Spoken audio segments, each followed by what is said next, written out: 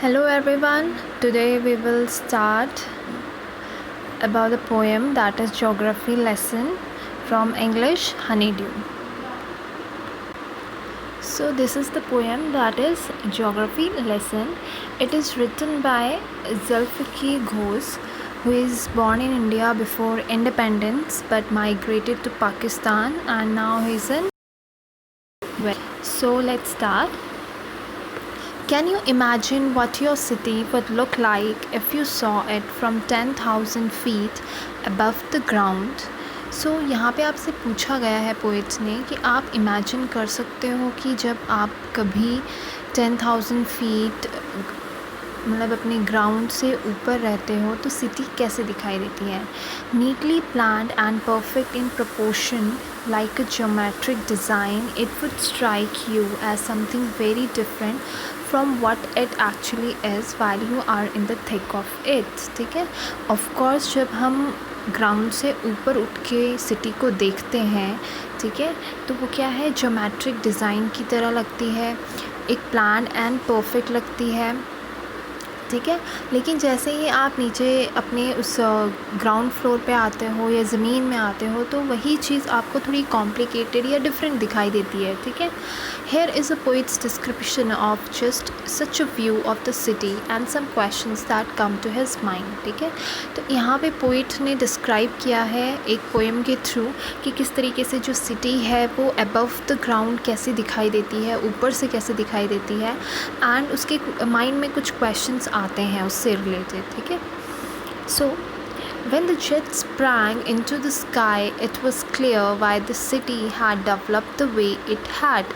तो जेट मतलब यहाँ पे बोला गया है एयरप्लेन्स. ठीक है. और स्प्रैंग मतलब जब वो लिफ्ट करती है.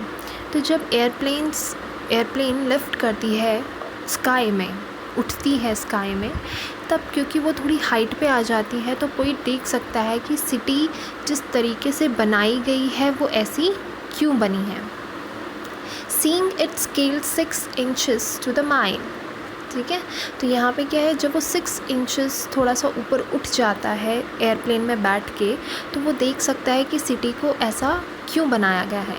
There seemed an inevitability about what that looked haphazard, unplanned and without style when the jet sprang into the sky. ठीक है.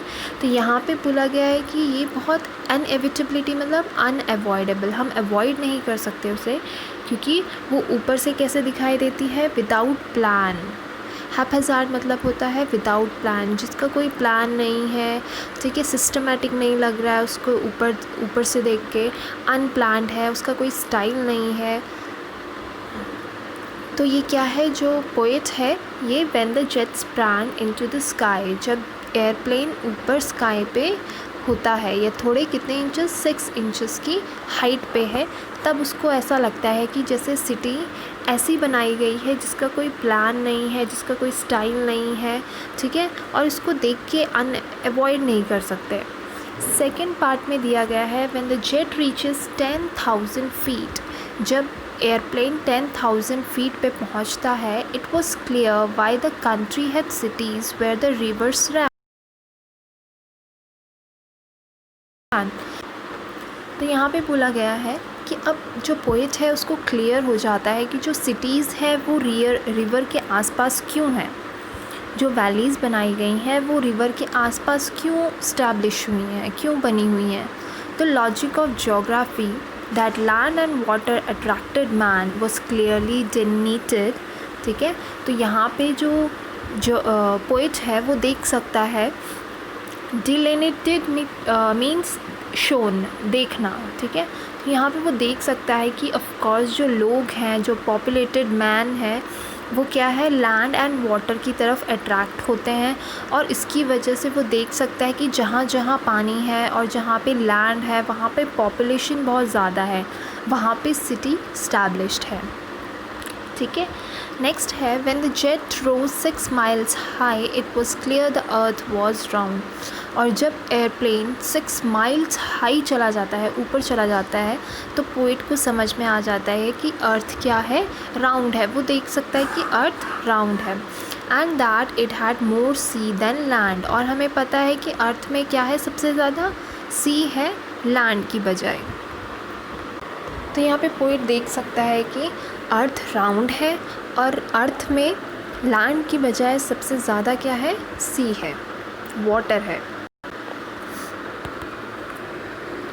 Next, but it was difficult to understand, लेकिन यहाँ पे जो पोइट हैं उनको बहुत डिफ़िकल्ट हो रहा है समझने में, that the men on the earth found causes to hate each other, to build wall across cities and to kill।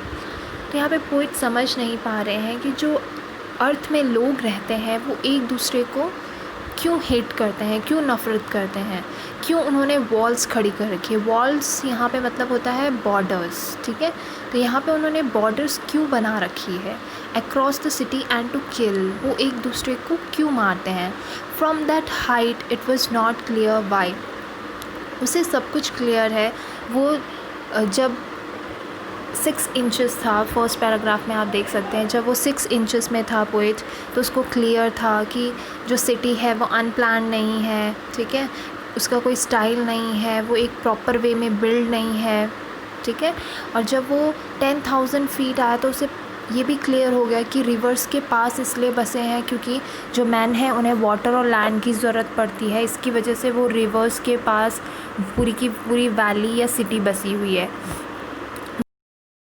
जब उससे तो उसे पता लगता है कि अर्थ क्या है, राउंड है, वहाँ पे सी ज़्यादा है लैंड की बजाय, लेकिन वो इतने ऊपर हाइट से उसे क्लियर नहीं हो पा रहा है कि क्यों लोग एक दूसरे को मारते हैं या क्यों एक दूसरे को हेट करते हैं, ठीक है, क्यों उन्होंने बाउंड्रीज़ बना रखी है। तो जो ये लास्ट पैराग्राफ है इसमें जो पोएट है वो खुद से ये सवाल पूछ रहा है। Thank you class.